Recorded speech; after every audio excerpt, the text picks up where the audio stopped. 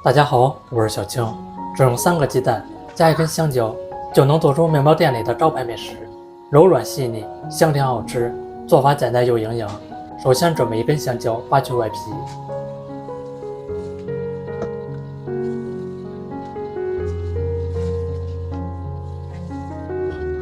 再切成薄片。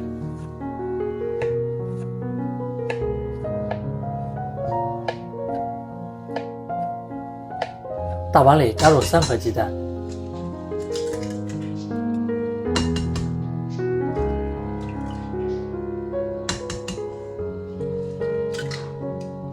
，30克白糖，几滴白醋去除蛋腥味，先用筷子搅拌均匀，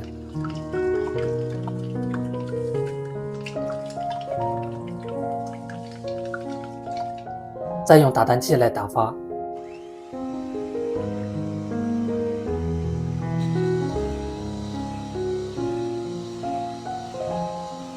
随着慢慢打发，鸡蛋已经膨胀变多了。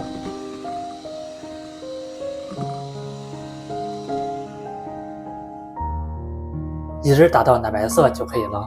再过筛50克低筋面粉，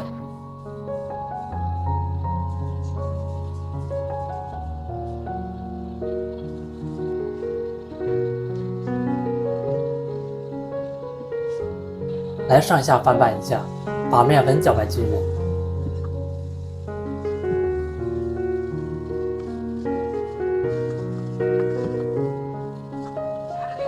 再加入20克玉米油，这样做出来柔软细腻。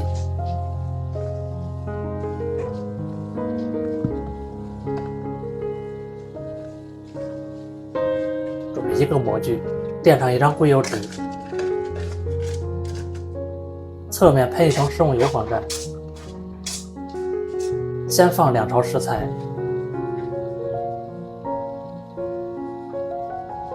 再铺上1层香蕉片。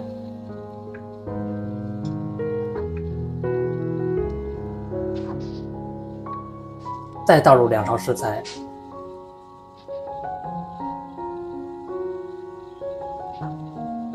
继续摆放1层香蕉片，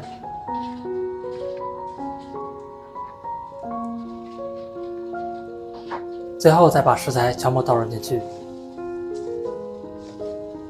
晃动一下整理平整，再盖上盖子，170度烤30分钟。这么一道香蕉蛋糕就做好了。用铲子从边上刮一下，很好脱模。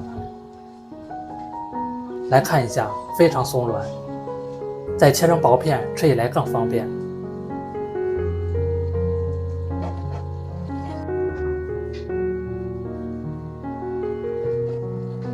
这样做来的香蕉蛋糕，外面焦香，里面松松软软的，香甜可口，营养丰富，只需要5块钱的成本就能搞定，健康无添加。喜欢吃就赶快收藏起来试试吧！感谢您的订阅支持，我们下期视频再见。